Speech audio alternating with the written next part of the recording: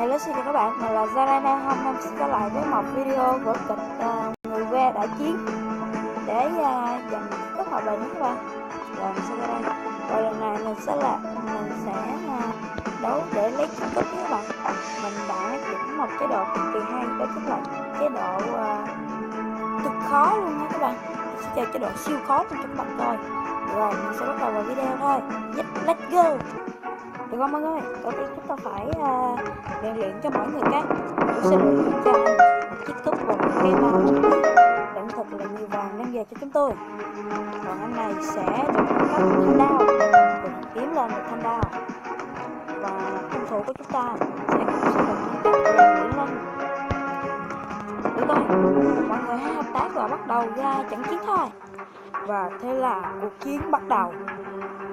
Chào anh bạn. Mọi người, hãy nhanh tay lên.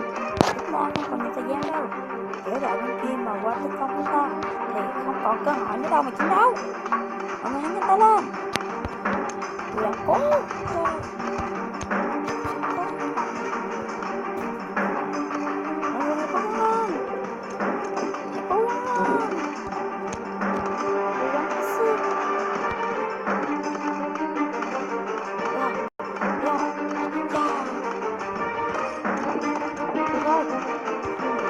Tôi nghĩ mọi người đã từng học tiếp theo là chúng ta gọi đội quân chiến đấu chúng tôi ra. Nếu không có hàng phòng ngự thì chúng ta tiêu đời, bị đánh chết như chơi cũng như không thôi. Mọi người nhanh tay lên. Nhanh tay lên, nhanh tay lên, nhanh tay lên.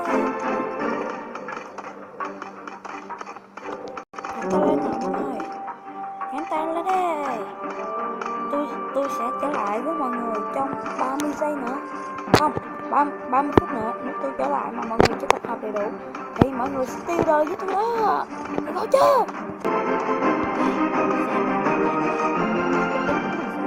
Để về coi mới được. Sao vậy? 30 phút rồi mà mọi người chưa tập hợp xong là sao? Tôi sẽ không chắc mọi người nữa. Nào, mọi người. Attack! Hãy lên chiến đấu. Archidons, fire!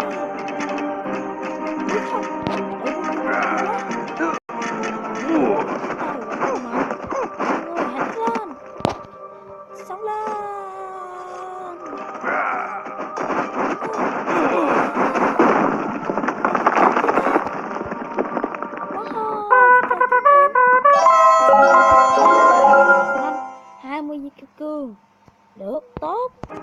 Được không mọi người hãy tiếp tục rèn luyện. Chúng ta sẽ còn một trận đấu nữa.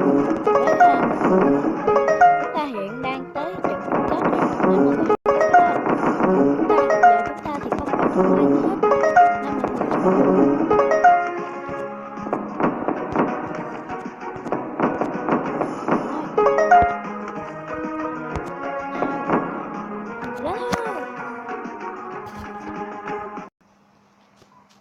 và thử thách của chúng ta được đưa ra chính là không.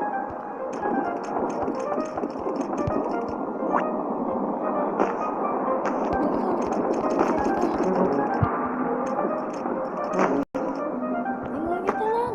Đây là sự phát hiện của chúng ta hơi bị đột ngột, nên mọi người hãy nhanh lên. Đây là một cái cần sự phát hiện của chúng ta.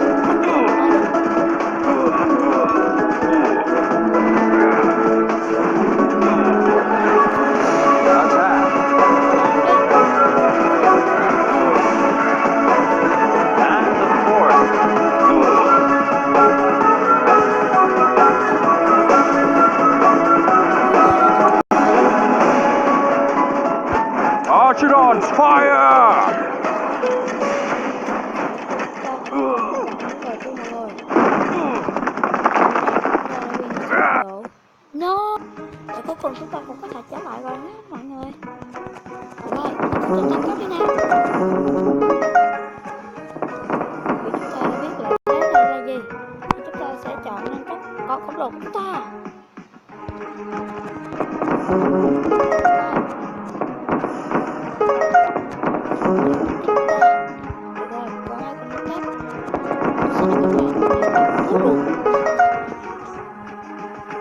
Rồi, đã đến lúc ra chiến. Nhưng bên chúng ta cũng có thể đâu.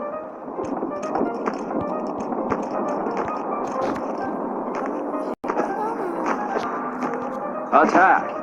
Nếu họ có được binh lính họ qua sắp chiến, chúng ta cũng sẽ ra. Bắt tay chắc của họ, học cái chiếc khôn của họ, chúng ta sẽ chiến thắng.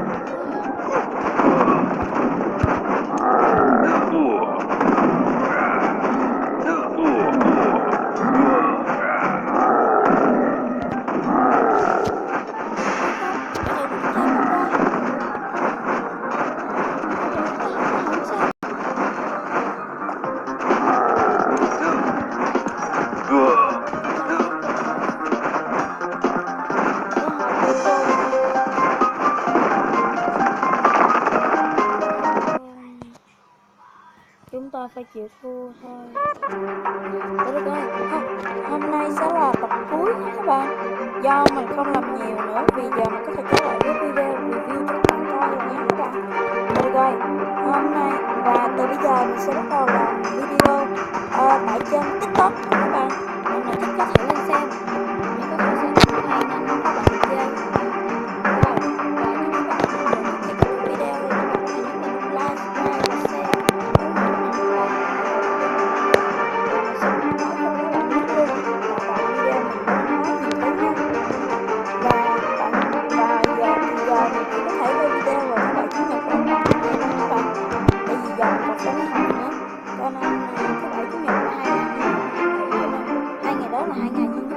Video cho các bạn coi nhé. Hôm nay là mình quay để nói trước cho các bạn biết những điều đó. Được rồi, tạm biệt các bạn trong video lần sau. Bye bye.